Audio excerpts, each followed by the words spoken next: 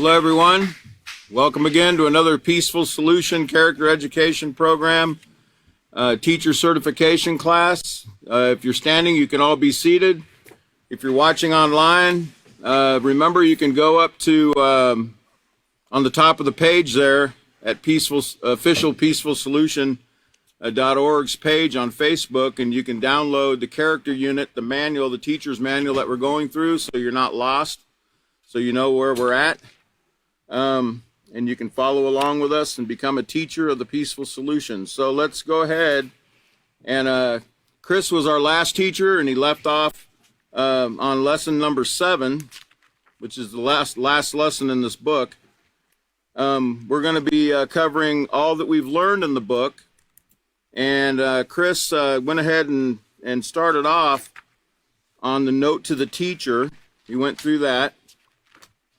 And I want to just kind of go over a couple things real quick, just to remind ourselves on page LP7A. That's Lesson Plan 7A in the note to the teacher.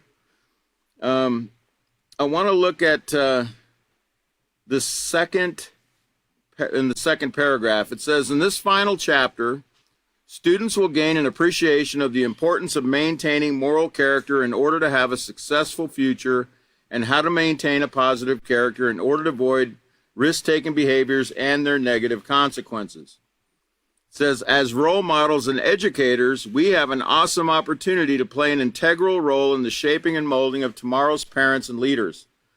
The Peaceful Solution Character Education Program hopes to instill within the mind of each and every child, and not just each and every child, but even in our own minds, okay? Because as teachers, we're supposed to be setting the example, and sometimes we fall short as teachers. So remember, we're trying to instill it within their minds, but also our own minds while we're teaching this, that the single most important goal that we can achieve now and in the future is to develop and maintain a positive moral character that will not only benefit their lifetime, but that of future generations to come. Okay, and that's like the ultimate example of not being selfish, you know, looking to others, thinking about other people's future, and making choices that won't bring harm, you know, to yourself, the environment, the world as a whole, and even the future of the world, okay, and making the right choices will certainly keep everyone safe. So let's look over at LP7C. And get started here. At the top of the page, we're going to look at the purpose and objective of the lesson, which is that students will learn that preparation for adulthood begins with developing a positive moral character. And we're going to sum up here in this procedure number 1. We're going to kind of go through each and every chapter, you know, each point from each chapter leading up to chapter 7. It says in Procedure 1, inform the students that this chapter will complete the unit on character from the Peaceful Solution Character Education Program. Explain to students that character is an essential part of who they are and how they identify with others. Re-emphasize that character should not be confused with personality. And guide class feedback by asking the following questions. And this is where we kind of sum up everything we've learned, all that we've learned so far in this manual.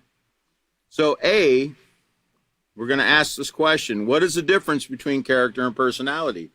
Now, I know if I asked you that question and you could answer me right now, I know you would. But what we want to get in their mind is that character helps a person determine right from wrong, and personality reflects our likes and dislikes and how we present ourselves to others. Remember, character, it's spoken about. You can mark this next to that in page 3. Okay, page 3 of this manual. In fact, let's go back there just real quick. Page 3, and I'll just briefly sum up something here about character. And it says in the introduction, have you ever heard someone say, oh, him, yeah, he's a real character. What do you think that means? In fact, what does it mean to have character? And in the second paragraph, it says everyone has character. Character is what helps each and every person determine what's right and wrong. A person's character consists of patterns of behavior that are considered either positive or negative. And your character reflects who you are on the inside. It goes beyond what the casual eye can see. Now, this is really interesting because I found a picture. I was actually looking. I wasn't looking for it. I was looking up something else, and I ran across this picture. And I want to show you how easily character and personality can be confused if you haven't been taught the Peaceful Solution program. So here's the picture right here, and we'll go ahead and zoom in on it. You see an apple there, right? A golden apple with a rotten core. Okay? And notice what it says. It says appearance and personality. Now, what's wrong with that picture? Well, they're saying that the appearance is the personality and the character, or they're saying that the appearance is the character and the personality is what's on the inside. Okay? And that's actually the opposite of what you learn in the Peaceful Solution. Your personality is your appearance, your outer person, where the character is who you really are in the center there at the core, right? Okay, so on page 3, back to page 3, it says it goes beyond what the casual eye can see, and that's what chapter 1 was entitled, More Than Meets the Eye. Remember, you can't know someone's character or who they really are on the inside unless you get to know them. And I mean, you need to get to know them through observation, conversation. You need to hang out with them for a while. And that goes to the second manual that we're going to be covering coming up about acceptance and about the friendship stages that, people need to learn to go through. We tend to choose friends or choose to hang out with people, especially as a younger person, and we don't really think too much about anything about, well, what's that person really like? We usually choose friends based on likes and dislikes, the things that we like, the things they like. They seem really cool because they drive a certain car, they listen to a certain type of music, they dress a certain way, they have certain mannerisms, etc. But character, it goes to what's on the inside, and it takes a while to get to know who people really are, and you need to be careful who you choose to befriend.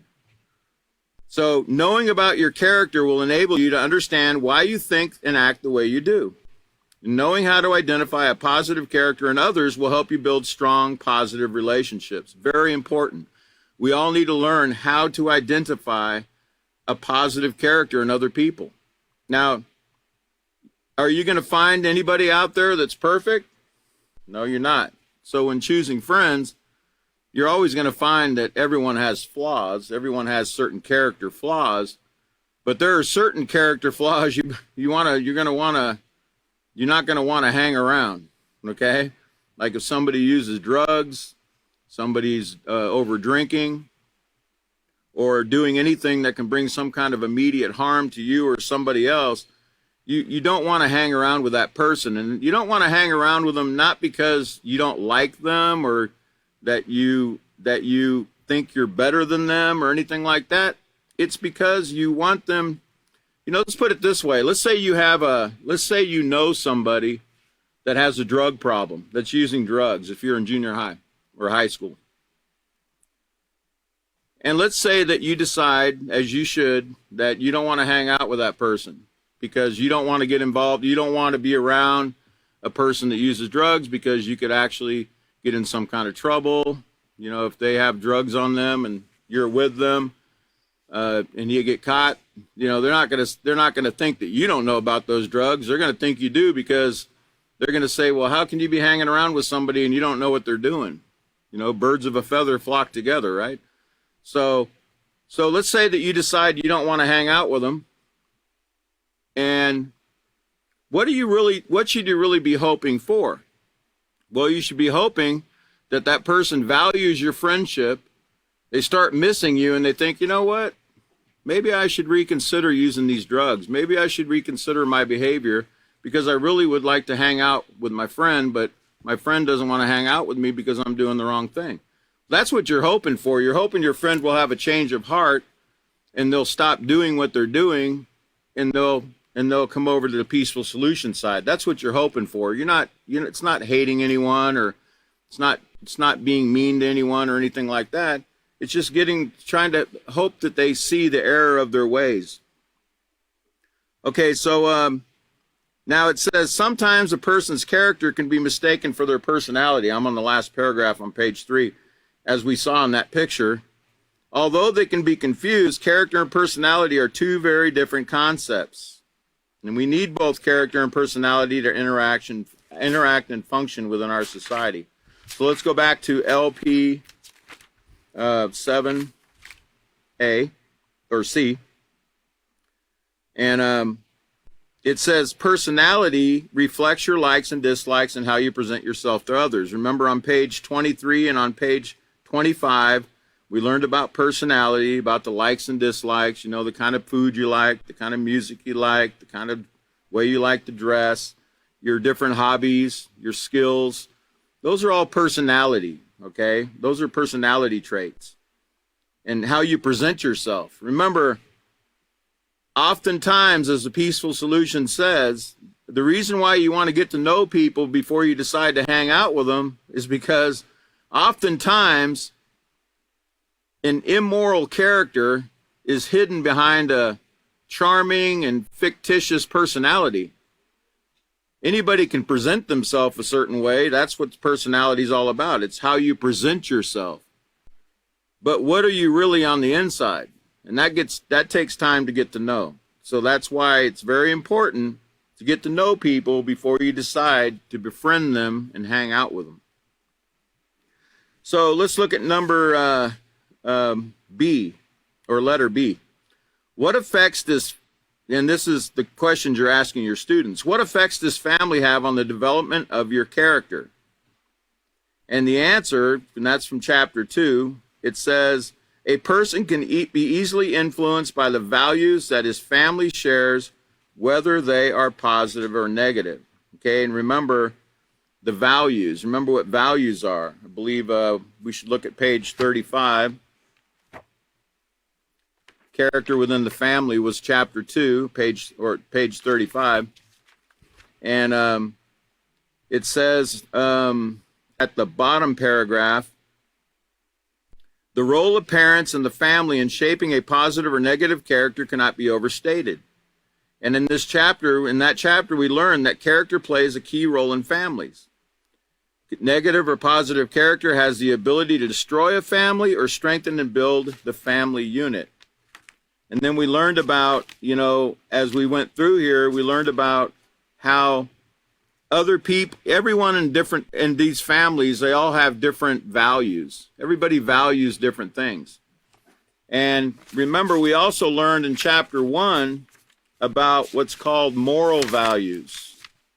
Everybody remembers that, right? On page 8, we learned about, you know, values are things that we think are important, okay? But there's also values called moral values, and that's on page 8. And it says, regardless of culture, religion, or the environment, there's some values that all people share, and they are called moral values. A moral value is like a line that divides right behavior or wrong behavior from right behavior. People from all walks of life, young or old, big or small, rich or poor, share some of the same basic concepts of moral values. Like, you know, no one wants to be stolen from. No one wants to be lied to. No one wants to be cheated. No one wants to be disrespected. Those are all moral values that everyone shares, okay? And that's all I'm going to say about that for now. Let's go back to LP 7C again, and let's look at letter C. How are values important in obtaining a positive moral character? And the answers you might get are true values will assist us in developing positive character traits. True values, okay, true values. True values are those moral values. That's what's going to help you develop the positive character traits. You know, true values like honesty, respect, responsibility, you know, self-control, forgiveness, steadfastness, you know, these, and persistence. These things are what's going to help us develop those, or they're going to give us the true moral values. It says in letter D, what does it mean to set your mind in advance to maintain your character? And we learned that on page 80. Let's turn over to page 80 and remind ourselves about setting our mind in advance. Another way you can think of setting your mind in advance is making up your mind ahead of time. Okay? Making up your mind ahead of time. And let's look at set your mind in advance on page 80. It says, have you ever heard the saying, it's all in your head? Well, most people say it sarcastically, but there's some truth to it. Whether you're aware of it or not, every action begins with a thought. Okay, so everything that we do or say always begins right here in our head. Okay, and that's why we need to learn how to control our thoughts from the outset. If we could learn to control our thoughts, right, we could actually learn how to control our feelings and our actions. We could control our, probably one of the biggest things we learn how to control is this right here, right? But we also need to control this up here, you know, because this up here is what leads to this down here, saying the wrong things, right? So it says, setting your mind in advance to maintain your positive character traits begins by first considering just how important it is to have a moral character. Now, the only way you're going to know how important it is to have a moral character is through education. You know, you're not going to just wake up one day and think, you know, hey, I need to have a moral character. You're not even going to know what character is until you're, you know, somebody brings it to your attention and says, by the way, this is the Peaceful Solution Character Education Program. This is what moral character is. And this is why it's important to be an honest, respectful, humble, you know, person. This is why it's important. And this is what you can achieve in life if you do it. Okay? Most people don't give much thought to that. Most people's day consists of what they're just thinking about, you know, what they're going to have for breakfast, who they're going to play with at school, where they're going to go after school, you know, what movies, what video games they're going to play, or they're listening to their music. You know, a lot of children, you know, they wear those earbuds and, you know, they're just lost. They're in another world. Okay. So they're not really thinking at all about, hey, I need to develop responsibility. Hey, I need to develop self-control. Hey, you know, they're not really told. They're not, unless their parents tell them, you need to be more responsible and you need to do your homework, or, you know, you need to be more responsible and get those chores done. That word doesn't come through their mind very much, you know, unless somebody points it out to them. So, but that's why character education is really necessary, you know, in this world, to point these things out to us. And I say us because all of us need it, you know. Okay, so it says, to be trusted, admired, respected, and known as an honest, reliable, compassionate person is something you should want. We should all want that. And all children should want to have that. That should be more important than all the things that we put at the top of our, you know, bucket list, you know, as a young person, you know. These things should be the most important, but they're actually not. They're actually probably not on the bucket list. So, but the next step, it says, is to make up your mind not to be influenced to do anything that will compromise your character. In other words, determine in your mind that no one can talk you into doing something you know is wrong. Now, I'm talking to all of us here because, you know, even as adults, sometimes we get talked into things. Sometimes we talk ourselves into things. And we reason in our mind, well, I think that might be okay. You know, I don't see anything wrong with that. I think, you know, that's not really stealing, is it? It's not really stealing if I do that. Or that's not really being dishonest, or that's not really being this or that if I do that. Well, so sometimes it's in our own mind. Okay? It says not to do anything that will compromise your character. You know, to compromise your character means to bring it to a lower level. You know, as a student of the Peaceful Solution, as a teacher, and especially as a teacher of the Peaceful Solution, we have to have a high standard for ourselves. In fact, we need to go above and beyond making sure, you know, that we are doing everything that Peaceful Solution is teaching. But compromising our moral values or our character means doing things or saying things that bring it down to a lower standard. And we should not do that. We should not do that with anybody. In other words, determine in your mind no one can talk you into doing something you know is wrong. This is called setting your mind in advance. Setting your mind is like locking your mind in. It's like locking it in. It's like having a goal, and in this case, your goal is to develop a positive moral character, right? It's like having a goal and locking yourself in that, no, and I mean a positive goal, and locking your mind in, locking it in, setting your mind, saying to yourself, I'm not going to let anybody stop me, including myself.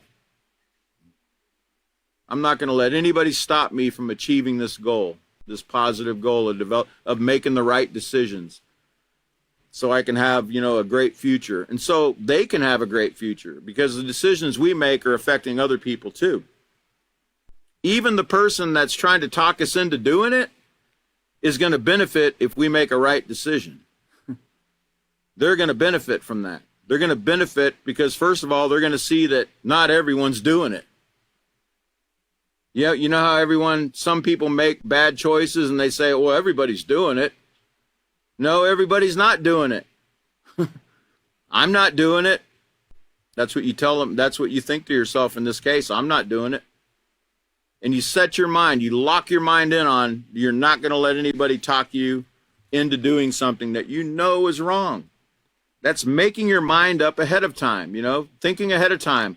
The next time somebody tries to get me to smoke a joint, here's what I'm going to say, here's what I'm going to do.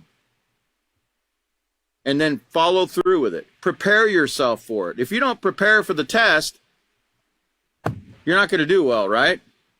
If you don't prepare for the test in school, if you don't prepare for your math test or your spelling test or your history test or whatever test you're given, you're not going to do well, and you're probably going to fail at that test. You're going to fall down, and you're going to have to take it again.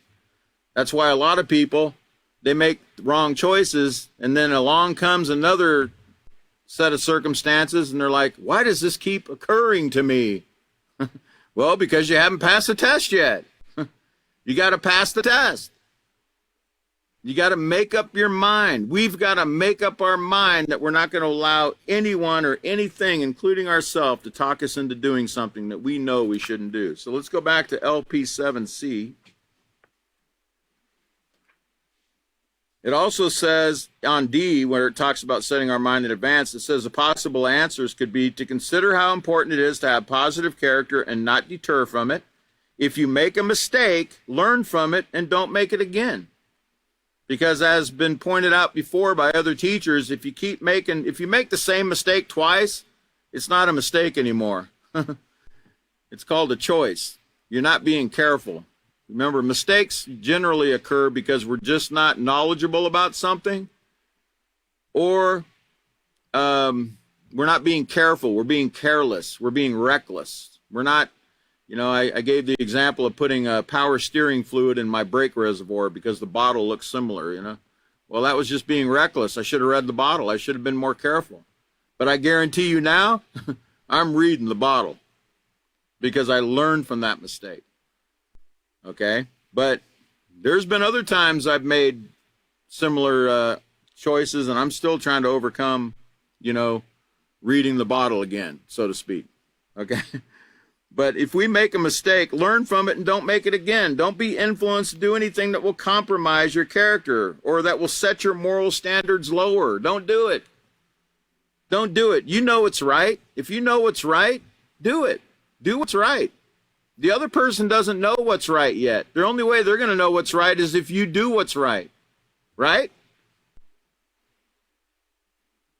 We have to set the example. We have to be the ones to show them. Okay? So let's go to page LP7D and look at E. It says, give examples of ways in which negative and positive character can ripple outward from the individual and affect society. And remember, we learned about in Chapter 5 the ripple effect, character, society, and the world. And we learned that, like, for instance, a negative ripple effect would be violence breeding more violence. Retaliation, getting even. All that does is create more retaliation, more getting even. The tit for tat.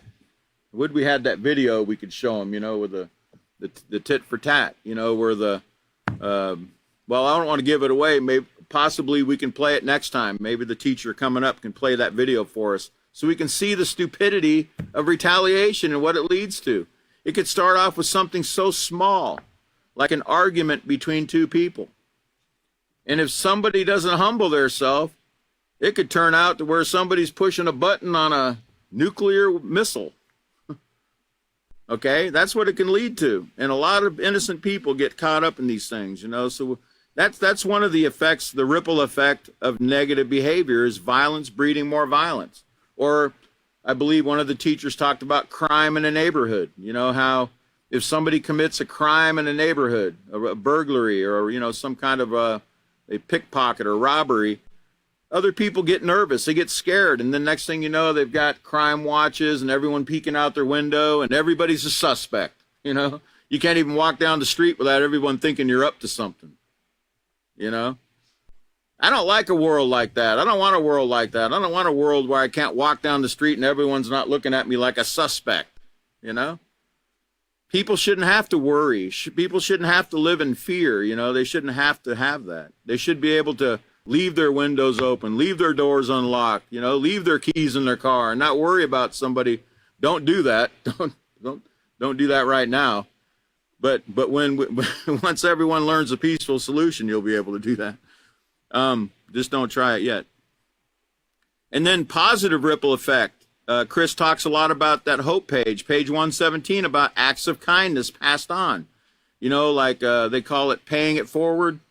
You know, doing something right, making a right choice and treating somebody the right way might encourage that person to treat you the right way or treat somebody else the right way, okay? You just never know how your actions can affect somebody else. But, you know, acts of kindness passed on or, you know, just doing things, being honest. You know, I've seen examples where people have lost things, somebody turned it in, and you could hear audible gasps. You're like, wow, you know, really? That's $2,000. You're not going to keep it? You know? That can make a big impression on somebody's mind when they see something like that. It can actually inspire them to do it themselves. You never know what your actions can inspire other people to do in a positive way when you do them. So, so let's look at number F, or letter F, sorry.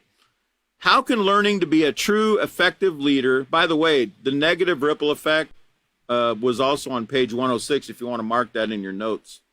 And then the positive, you can put page 117 next to that. So F says, how can learning to be a true, effective leader help you maintain a positive moral character? And the answer is, that's from chapter 6, which we just covered, called I Can Make a Difference.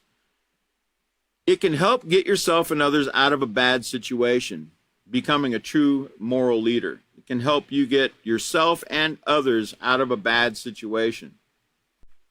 It can motivate you to take initiative and have courage to stand up for what's right.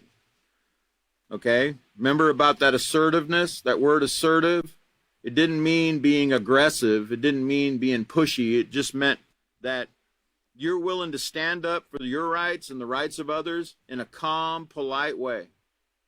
Okay? And not being forceful, not being a bully or anything, but being courageous in a positive way. It says you might even encourage others to make a right choice when you do that. You might encourage somebody. Notice, you might. Not everyone, you know, I've noticed that positive character is not exactly contagious. You know, negative character is very contagious. Okay, but positive character, sometimes it takes a little longer, you know, but you got to keep trying. You got to keep making the right choices. Don't be discouraged just because you might be the only one making a right choice in the situation. Just keep making the right choice, and eventually they might catch on. They might see the benefit of making the right choice, but don't give up. Remember, you're being tested. You're being tested in that situation. We're all being tested. If you're making the right choice and other people refuse to make the right choice, remember what we learned in chapter 2 about being in a family situation where Everyone in your family might be into something that they shouldn't be into, and you're surrounded with negative influences. Did you know that you have a responsibility, young people? Even if your family members are making wrong choices, you can still make right choices in that situation. In fact, you should. And don't be discouraged that everyone else is not making the right choice. You just keep doing the right thing, and you keep hoping that they're going to change. And hopefully by your example and your courage and your assertiveness in that situation, you can change their heart and mind through your example. Okay? And don't ever underestimate the power of just a word to somebody at the right time, saying the right thing in their hearing at a certain time, like the author talked about, how his parents told him 2 wrongs don't make a right. Those are very simple words. It's a very simple concept, but it's very powerful. And when people think about it, when they stop and think about it, they think, you're right. 2 wrongs don't make a right. You're right about that. Okay, so never underestimate those words. Words are powerful. They can heal and they can destroy. They can hurt. They can heal. Okay, so let's look at, let's go to step 2 in LP 7D. Step 2 says we're going to explain to students that the focus today will be how maintaining or not maintaining a positive moral character can affect their future. And it says, have students turn to page 147 in their handbooks and read Introduction. Emphasize to students that they are not too young to consider or to begin to consider what they desire their futures to be like and what they must do to prepare for them. Now, you also need to remember, young people, that, when you're 12, 11, 12, 13, you might have certain ideas right now what you want to be. I remember when I was your age, I had certain ideas of what I wanted to be. I don't quite remember what I wanted to be. I think I wanted to be a fireman because my dad was a fireman at that time before he became a fire marshal. My dad was a fireman, and he used to bring me hats, those little fire hats, and I'd wear little fire hats in the house and things, and I thought I was a fireman. I thought I wanted to be a fireman. Well, guess what? I turned out to be a fire starter. Remember I told you about that. I became an arsonist, so to speak. Not professional, but, I started fires, and my dad actually investigated one of the fires I started in a hotel in Juneau, Alaska. He came to the front desk, and he asked the lady there, he says, did you see anybody go in that bathroom? She goes, yeah, there was a little boy, and she described the little boy, and he thought, that's Willie. That's what he knew me as then. And sure enough, he called the school, and he found out I wasn't in school that morning. And boy, was I in hot water, so to speak. I think I had to write 1,000 times, I will not play with matches. I think I went to my dad's office, and he showed me pictures of burnt bodies and what that kind of behavior could lead to. I know I didn't get what I really deserved to get for that, but my dad used it as a teaching opportunity, I think. And he showed me some really, really horrific things that playing with matches and setting fires can do to people. Okay, and I never forgot that. I never forgot that he took the time to do that, and I'm very thankful for that. Okay, so it says, so we might have an idea right now what we want to become. Okay, but remember what we learned about values in chapter 1 about values and how your values change as you get older and you experience more things. So you might, by the time you're 17, 18, ready to graduate or whatever, you might have a different idea about what you want to do. So it might change, but you're never too young to set your mind on your goals and what you want to become, what you want to do, what your purpose in life is. Okay, you should be thinking about that even at a young age. So let's turn over to page 147 and get started here on Chapter 7, all that we've learned. And at the top there at page 147, it says, a moral character is not only the solution, it is our obligation. In other words, it's our duty to develop this moral character. Okay, it's our duty to do this. Okay, the peaceful solution. I have a a really beautiful staff that somebody made me with that written on that staff. It's a piece of wood that somebody carved for me, and I have that sitting in my office where I can look at it every day. I really like that quote right there. And you know, I would encourage you to take some of these quotes from the Peaceful Solution and paste them in different places. You know, you men, you know, you could put them on your refrigerator where you go at least 40 times a day. And, you know, the women, they can put them on their bathroom mirror where they're looking at themselves all day, right? And they can remind themselves, you know, what they need to become. We can remind ourselves what we need to become. Those are really powerful, you know, reminders. Having reminders everywhere, it really does help. So it says in the introduction, let's face it, there's some subjects that you will take before you have completed your education that you might never use again. That reminds me of this picture. Whenever I see that quote, I always think of this right here.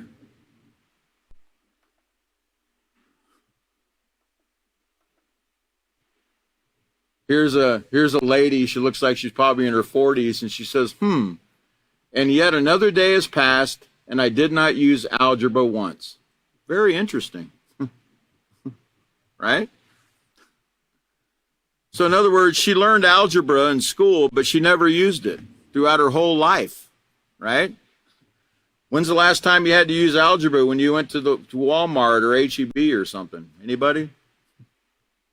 Not me. I forgot how to do it because I don't use it. You know that old saying, if you don't use it, you lose it, right? Well, character education, guess what? It's not like what you just saw. You're going to use it every second of every day the rest of your life. It's something you'll need every day of your life and in every interaction with any person you will ever meet, including yourself. I can't emphasize enough, okay, about how deceptive our mind can be. How tricky our mind can be on ourselves, and how our thoughts can actually trick us into thinking that we're practicing the peaceful solution in this situation. Okay? We've got to be very, very careful to make sure, you know, that we're remembering and we're applying and we're not justifying any kind of dishonest behavior in our life. It's very easy to do if you're not on guard. It says you're going to need it in every interaction with any person you'll ever meet. It says true positive character is the one thing that you must maintain even when you're by yourself and no one's looking. That's the true test of a moral character, is what do you do when no eyes are upon you? Are you still behaving the same way you would if eyes are on you? Give an example. You know, I mean, it's easy if you're in a crowded grocery store and somebody dropped their wallet on the ground, you know, it's everybody's looking, you know, and they see you pick up the wallet, right? Well, it's probably going to be pretty simple to, you know, turn that wallet in, you know, because everyone's watching. But what if no one saw you? That's where setting your mind in advance comes in handy. We've got to determine in our mind right now, what are we going to do when we find that wallet? What are we going to do if we find that bundle of money? That fistful of money laying there? What are we going to do? That's where we have to set our mind right now. We got to lock in. We got to lock it in our mind that I'm going to turn that money in and I'm not going to keep it. Okay? We got to lock it in our mind, and we got to follow through with it once we're faced with that situation or any similar situation. It doesn't have to be money. It could be any item that was lost, any lost items, or any situation where your positive moral character is being put to the test. We've got to lock in that we're not going to give in, okay? And then we got to follow through with it. So it says, you now know that your values and influences are the foundation for your character.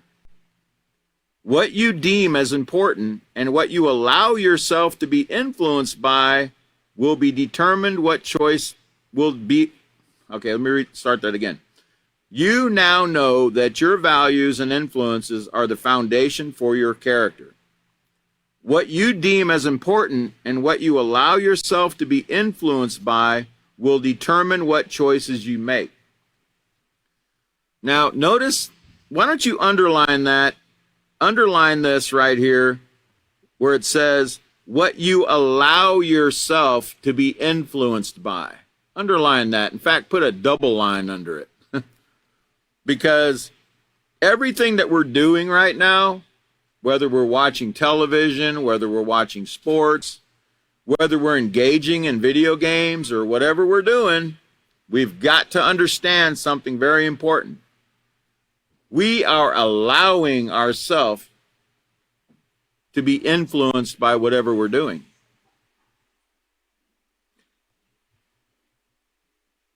It's kind of like if you were listening to some sappy love song on the radio, you know, one of those cry in your Coca-Cola songs, you know, where, you know, jerking at your heartstrings, you know, and you're feeling all sad and depressed, you know.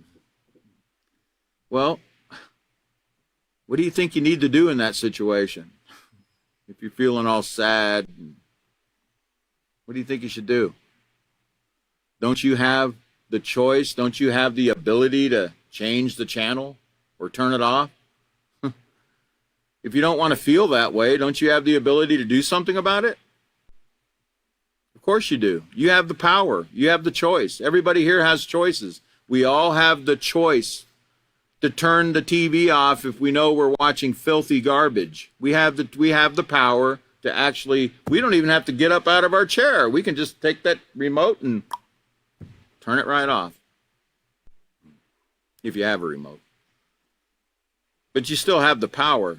We still have the power. We don't have to give in to any of these things.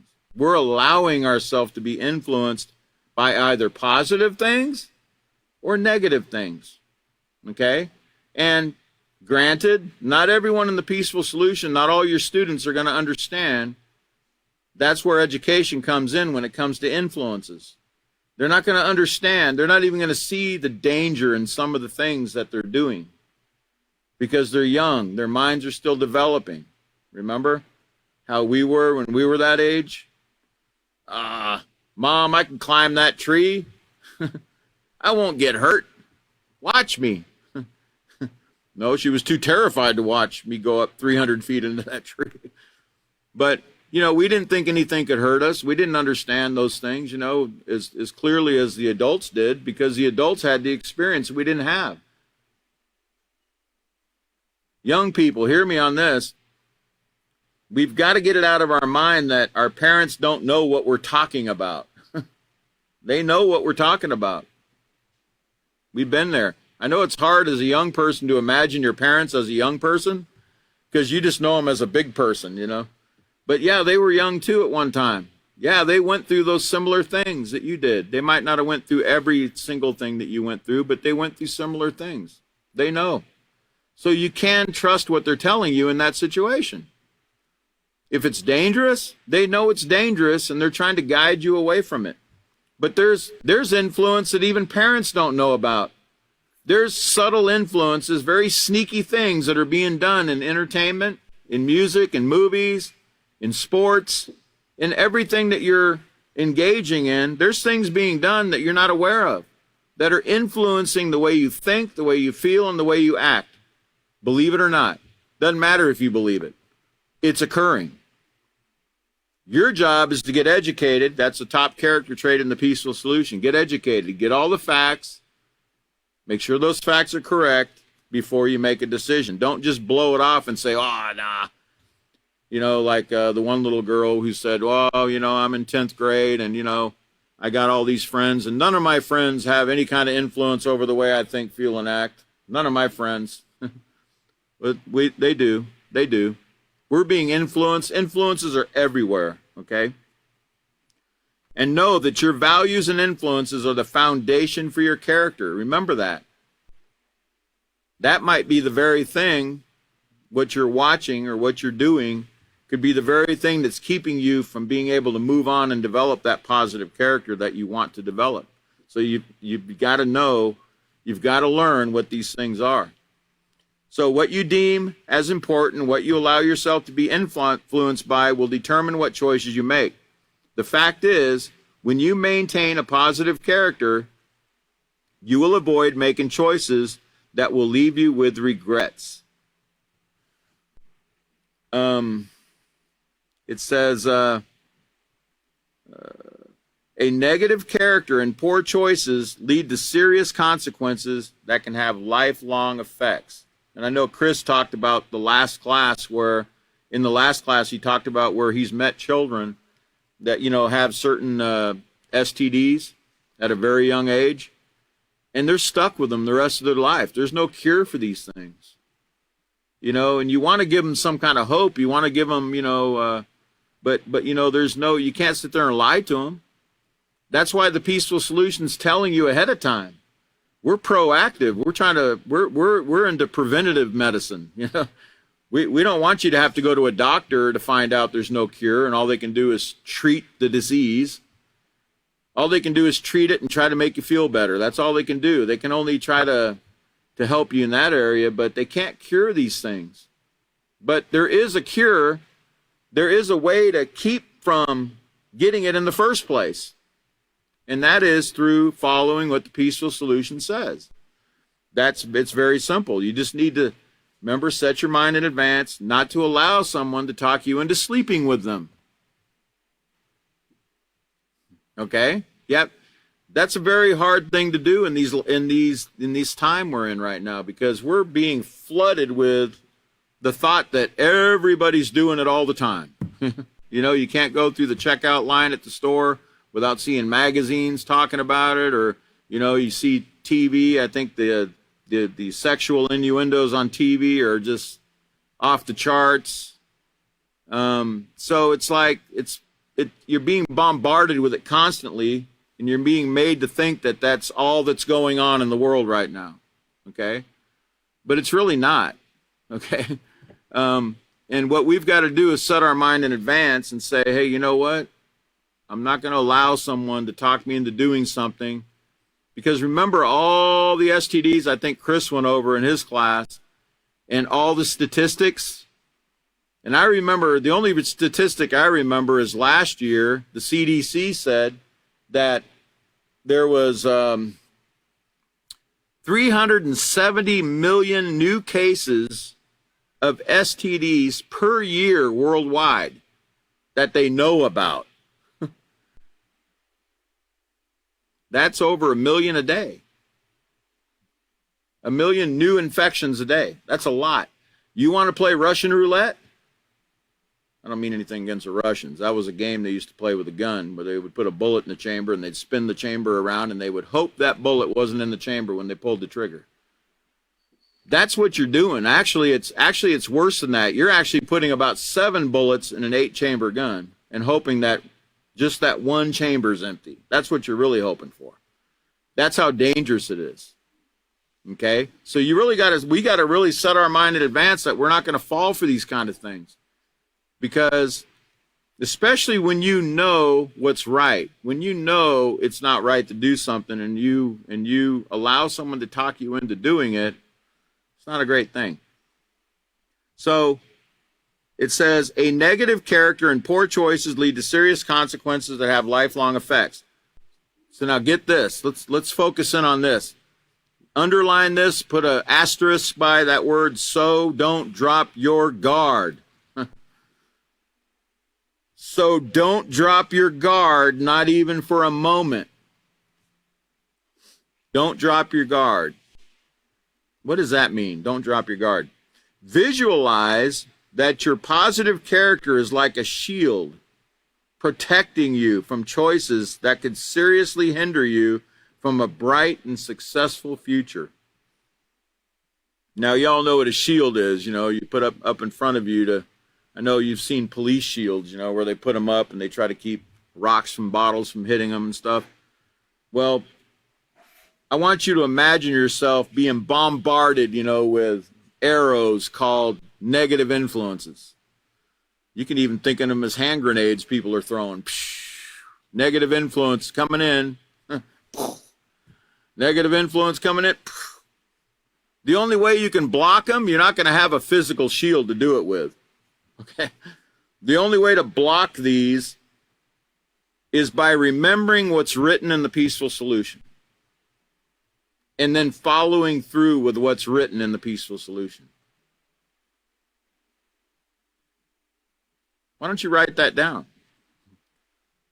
Don't drop your guard. Visualize your positive characters like a shield protecting you from choices that could seriously hinder you from a bright and successful future. But you got to use the shield, it's a tool, That shield is take all the positive character traits that are listed in the peaceful solution, like honesty and respect and so forth. Okay? Now you've got to have all of them, right? You got to have every one of them. You got to be using them all. You can't leave one out. If you do, you got a hole in your shield. You got a defective shield, and guess what? Something's going to get through that shield because you don't have your full shield. You don't have integrity. You got to have that integrity. The integrity of our shield is no longer there because something's missing. Let's say that we're not patient in a situation. Somebody's really getting on our nerves. Somebody's really jerking our chain, pushing our buttons, and we lose it on them. And we strike back and we retaliate with our mouth or with fists or something. Guess what? We got a hole in our shield. We dropped our guard. That would have protected us from the wrong choice if we'd have remembered what was written in the peaceful solution and then followed through with what was written. We got to remember what's written. That's why you got to study the peaceful solution. You got to study it. Study, study, study. And you can never study it enough. I like to leave we should leave these books laying places in our house, where we tend to read. And like I said, the visual reminders are very helpful. That one right there, you could type that one out right there or just take a picture of that one right there. Don't drop your guard, not even for a moment. That's how serious it is. Because think about it. You might think I'm being a little bit over dramatic, but guess what? How many wrong choices does it take to go to jail? I heard a young person say one. You're right. It only takes one. It don't take multiple. It only takes one wrong choice to become a thief. It only takes one wrong choice or one outburst to lose it on somebody and actually bring harm to that person and end up in prison the rest of your life. Or end up having to pay somebody's hospital expenses, medical bills, and then, all the other consequences that come from that, from losing it. It only takes one bad choice to lose a positive reputation, right? Remember? We can make literally thousands of right choices throughout our life. And we could build a very positive reputation. And in one wrong choice, just one, we drop our guard just one time. Guess what? It's gone. It's gone. And it can take years to build that. And that doesn't mean you'll never rebuild a positive reputation, but it could take years. My father died 3 years ago, I think. And he told me right before he died, just a few months before he passed away, he called me and he said, I've been watching what you're doing on Facebook. This is like 20 years. I got to tell you this. He was when I was in prison in Fairbanks, Alaska, and I was going up for parole. This is back in 1988. I asked my dad if I could come and live with him when I got out of prison, and he was willing to give me an opportunity because it had been 10 years. I'd been in prison for a long time, and he thought he must be changed by now. He must be okay by now. So, yeah, I'm going to give him an opportunity. Well, you know what? I got involved while I was going up for parole, just before I went up for parole. I got involved in a prison credit card scheme. And I got caught in that prison credit card scheme where hundreds of thousands of dollars were stolen. And that actually made the front page of USA Today. And my dad read about it. I was in Fairbanks, Alaska. My dad read about it in Seattle, Washington. And he saw my name. And he said, he wrote me a letter and he said, William, is that you that article's talking about? And I told my dad, no, Dad, that's not me. That's another Bill Krause that was here. There was actually 2 Bill Krauses in that place. But I tried to put it off on somebody else. Well, after that, and I got found guilty of that charge, my dad didn't have anything to do with me for 20 years. Just before my father died, I got a phone call, and he said, you know, I've been watching what you've been doing for the last 20 years, from specifically the last 8 or 9 years on the Peaceful Solution page. You've been following it and seen all the things that Peaceful Solution was doing. He was reading all the posts and everything that come from the Peaceful Solution and so forth. And he says, I really believe you've changed now. Okay? But that took 20 years. So there's still hope of rebuilding it, but why make the wrong choice in the first place? Don't drop your guard even for a moment. Okay? That's how serious it is. We've really got to be serious here, okay? As teachers, especially as teachers. And also, you know, remember, future ahead. Remind your students how important it is to make the right choices, you know, and to guard, use positive character like a shield. You know, it's a shield of protection, children. You know, when you obey your parents, that's a shield of protection. You know, if your parents tell you not to go outside without permission, that's a shield of protection if you ask first. That's that shield that you're using to protect yourself against any kind of harm. Because if you go outside and your parents don't know you went outside and somebody snatches you, or you get hit by a car or something, you gotta remember that these rules are for your protection. Okay, so let's not forget that. That's all the time I got tonight. We're gonna leave off. We're gonna pick up next time. Here's another date. 30th. Okay, it's gonna be on 5:30 at 5:30, right? 5:30 at 5:30. That's easy to remember, right? And we're going to pick up on page 148. You've only just begun. Okay, the next teacher will be picking up there. And it's been a great pleasure. And thank you very much for coming, and we'll see you next time.